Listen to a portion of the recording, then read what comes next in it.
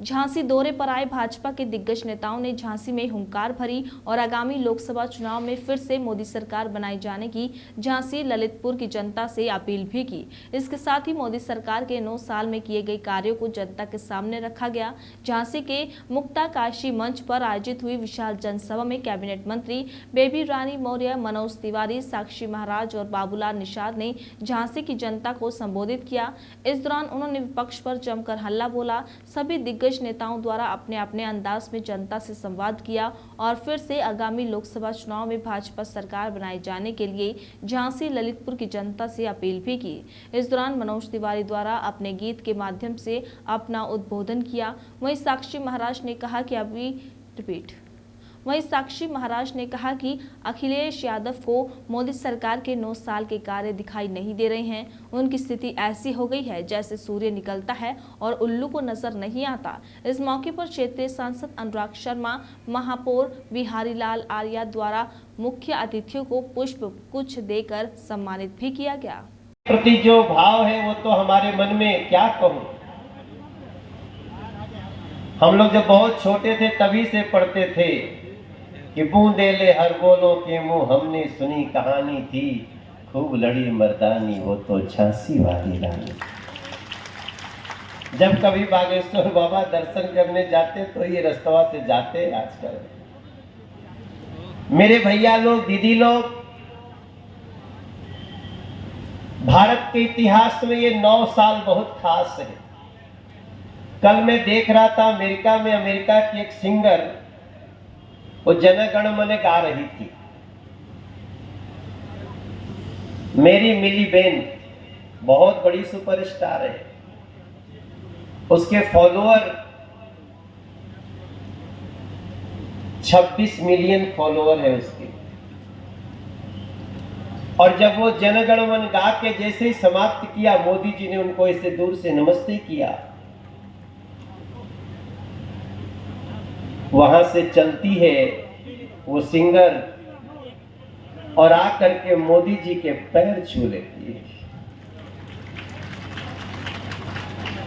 तब मुझे लग रहा था वो मोदी जी का पैर नहीं छू रही थी, वो भारत के प्रत्येक व्यक्ति का पैर छू रही थी, जिन्होंने मोदी जी जैसा नेता खड़ा करके देश को सुधारने का मौका दिया, संवारने का मौका दिया। इसलिए मैं तो देखिए, मैं गाना भी गाता हूं, मैं अभिनय भी करता हूं। मैं अभी तक 98 फिल्में कर चुका हूं, जिसमें मैंने विलेन को कई बार धोया है। लेकिन जो विलेन को मोदी जी ने धोया है, उसके सामने सारी पिक्चर फेल है। और इसी का परिणाम है कि कोई जाके पटना बैठ रहा है, वहां भी बात नहीं बनती है, तो जाके शिमला बैठेंगे और बैठने में भी झगड़ा कर लेते हैं। वो दिल्ली वाला तो कर बाजी गया था। अभी मैं आ रहा रास्ते में, तो एक लालू जी के पार्टी के नेता है शिवानंद तिवारी, उनसे पूछा कि वो दिल्ली वाला अरविंद केजरीवाल गुस्सा क्यों हो गया था। तो उनकी ये बात मैं नहीं कह रहा हूं, उन्होंने बोला वो फालतू आदमी आ गया था, आके अपनी शर्त रख रहा था। आप जाइएगा तो थोड़ा देखिएगा, मैं भी उसको रिट्वीट करूंगा थोड़ी देर में। तो मतलब यही स्थिति है कि कहीं ऐसा ना हो कि अंदर मीटिंग चल रही है, बाद में कपड़ा फटा हुआ कई लोग बाहर आ रहे हैं, ये भी हो सकता है। क्योंकि उनकी नीयत अच्छी नहीं है। हम आज आप सभी से 50 लोकसभा सीट लेके मोदी जी केंद्र में सरकार बनाएंगे और झांसी में बम्पर जीत होगी, बम्पर 10 लाख के पार। विपक्षी दल पार्टियां कर रहे हैं, लोग ला रहे हैं, मीटिंगें कर रहे हैं, क्या लगता है? लोग रात में सपना देखते हैं, विपक्ष दिन में सपना देख रहा है। पटना की जो मीटिंग हुई उसको क्या मानते हैं आप? पटना में जो विपक्षी दल की मीटिंग से क्या मानते हैं? दिल बहलाने के लिए गाले में ख्याल अच्छा है। Thank you. कहना है, देखिए, पटना की बैठक पंचर हो गई है।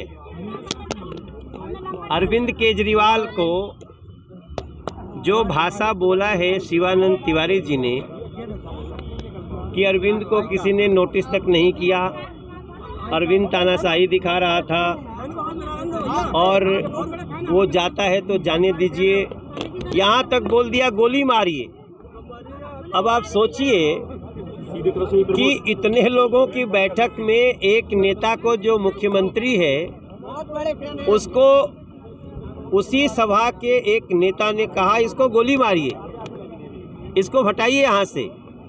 तो आप इससे स्पष्ट समझ सकते हैं कि इनका अपना अपना एजेंडा है। भाई साहब थोड़ा सा पीछे रखिए। इनका अपना अपना एजेंडा है। इनका एजेंडा गरीबों को, युवाओं को, महिलाओं को जिताना नहीं है। इनका एजेंडा अपनी अपनी गोटी सेट करनी है। नरेंद्र मोदी जी जैसा चौकीदार इनके सारे भ्रष्टाचार की जितने दरवाजे हैं सब बंद कर दिए हैं। अब ये लोग सिर्फ इससे परेशान कि सारे देश का भला क्यों हो रहा है, सारा पैसा सब्सिडीज का हुई हो तो लोगों के अकाउंट में कैसे चला जा रहा है, गरीब मजबूत कैसे हो रहे हैं। तो जब इस आधार पे आप मोदी जी का विरोध करेंगे तो मैं नहीं समझता हूं देश का कोई व्यक्ति आपको मायावती का इस विपक्ष में शामिल न होना कहाँ तक देखते हैं? क्या मानते हैं, मायावती ने सही किया है गलत किया? नहीं, मायावती जी का जो भी स्टैंड है मैं समझता हूं वो अपने पार्टी के रीति नीति पे खड़ी हैं, लेकिन जो लोग वहां गए हैं वो अब किसी का अपनी आइडियोलॉजी नहीं रह गया है। सब अपनी आइडियोलॉजी मिटा करके अपने भ्रष्टाचार और परिवारवाद को जिताने में लगे। अच्छा, ओवैसी ने ये बोला है कि हम 2024 में मोदी को प्रधानमंत्री नहीं बनने देंगे सर। भाई उनका बस चलता तो 14 में भी नहीं बनने देते, उनका बस चलता तो 19 में भी नहीं बनने देते। ये देश लोकतंत्र से चलता है और इस देश के लोगों ने नरेंद्र मोदी को अपने दिल में बसाया है। मैं यही प्रार्थना करना चाहता हूँ कि देश का हर नागरिक जागे और विचार करे, समीक्षा करे कि ये जो 20-25 लोग आपस में मिल रहे हैं, इन लोगों को भी तो सत्ता मिली थी, क्या किया, क्या चलाया, क्या दिया? कुछ नहीं। आज मोदी जी ने दिया। अब इनको लगता है भविष्य हमारा अंधकारमय है क्योंकि मोदी और बीजेपी एनडीए अच्छा कार्य कर रही है, तो उसका तो कोई इलाज जनता के पास नहीं।